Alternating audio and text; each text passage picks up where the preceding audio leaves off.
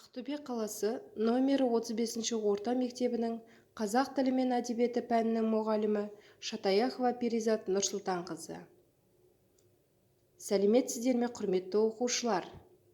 5 А класс қазақ әдебиеті сабағына қош келдіңіздер. Сабақ тақырыбы Бердібек Соқпақбаев «Менің атым Қожа» повесінен үзінді. Бақаның әлегі.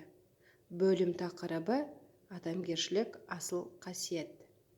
Оқу мақсаттары: әдеби шығарманың тақырыбы мен идеясын анықтау.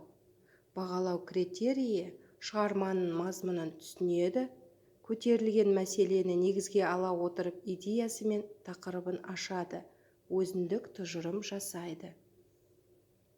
Алдымен сабағымызды бастамас бұрын ой шақыру әдісі арқылы сұрақтарға жауап береміз.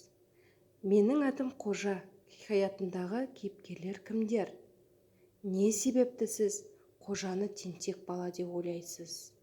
Осы оқиға кезінде Қожаның орнында болсаң, не істер едіңіз? Сыныптан, Сұлтан, Жантас сияқты балаларды көресің бе?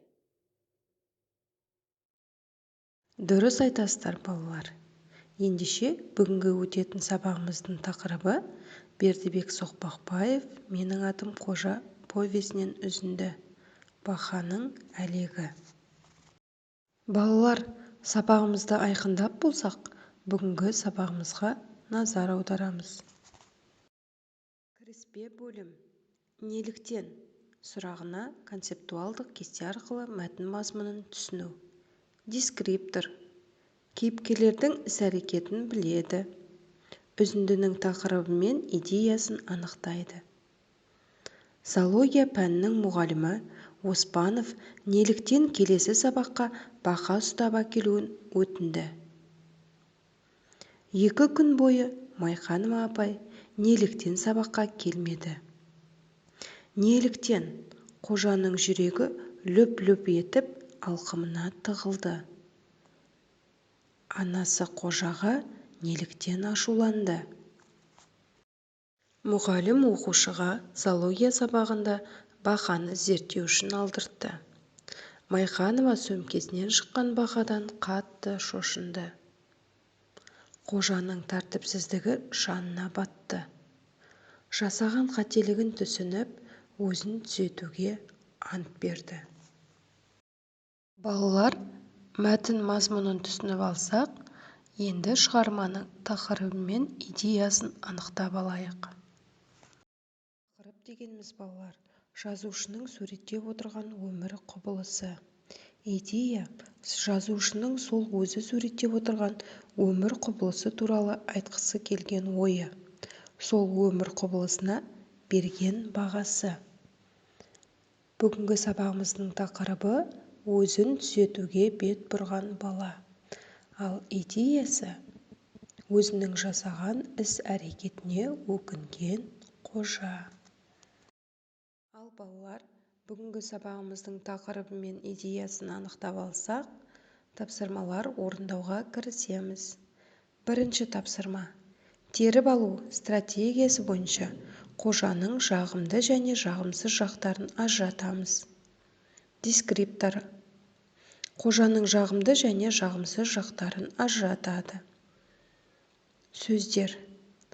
Бас кейіпкер: мәдениетті, мейірімді, қырсық, көңілді, ақылды, түбінде адам болатын бала, аңқау, тәртіпсіз, өтірікші, сотқар.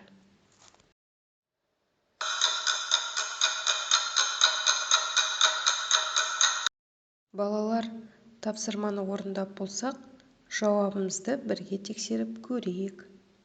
Қожаның жағымды жақтары: бас кейіпкер, мәдениетті, мейірімді, көңілді, ақылды, түбінде адам болатын бала, қарапайым. Қожаның жағымсыз жақтары: қырсық, аңқау, тәртіпсіз, өтірікші, сотқар. Балалар, бірінші тапсырманы орындап болсақ, келесі тапсырмаға көшеміз. Екінші тапсырма. Түсіндірме күнделігі әдісі. Төмендегі сұрақтарды талқылап, кестені толтырамыз. Дескриптор. Үзінді туралы өз ойын жазады. Тақырып бойынша қорытынды жасайды. Үзіндідегі басты мәселе. Оқиғаның соңы қожаға қалай әсер етті? Қалай ойлайсыздар? Қожа бұзық бала ма, әлде ақылды ма? Сөздеріңізге дәлел келтіріңіздер. Автор бұл үзінді арқылы нені түсіндіргісі келді? Тақырыбы мен идеясын не деп ойлайсыздар? Қожаны орнында болсаңыздар, оқиғадан қандай қорытынды шығарар едіңіздер?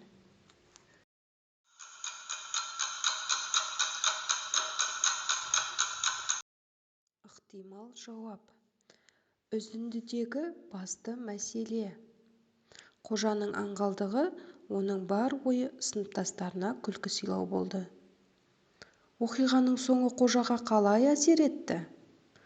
Қожа өзінің жіберген қателіктерін түсінді. Қалай ойлайсыздар? Қожа бұзық бала ма, әлде ақылды бала ма? Сөздеріңізге дәлел келтіріңіздер. Қожа негізінен ақылды бала, кейде ойланбай жасаған әрекеттерінен бұзық болып көрінеді. Автор бұл үзінді арқылы нені түсіндіргісі келді? Тақырыбы мен идеясы не деп ойлайсыздар? Өзін түзетуге бет бұрған бала, өзінің жасаған іс-әрекетіне өкінген қожа. Қожаның орнында болсаңыздар, оқиғадан қандай қорытынды шығарар едіңіздер? Үлкенге құрмет, кішіге ізет етер едім. Бүгінгі сабақта шығарманың мазмұнын түсіндіңіздер. Шығарманың идеясы мен тақырыбын анықтадыңыздар. Тақырыпқа байланысты сұрақтарға жауап бердіңіздер. Қосымша тапсырма. Егер мен қожа болсам. Егер қожа болсаңыз, осы үзіндіде қай әрекетіңізді өзгертер едіңіз?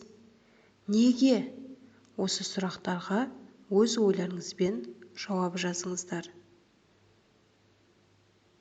Назар салып тыңдағандарыңызға рахмет. Осымен бүгінгі сабағымызды аяқтаймыз.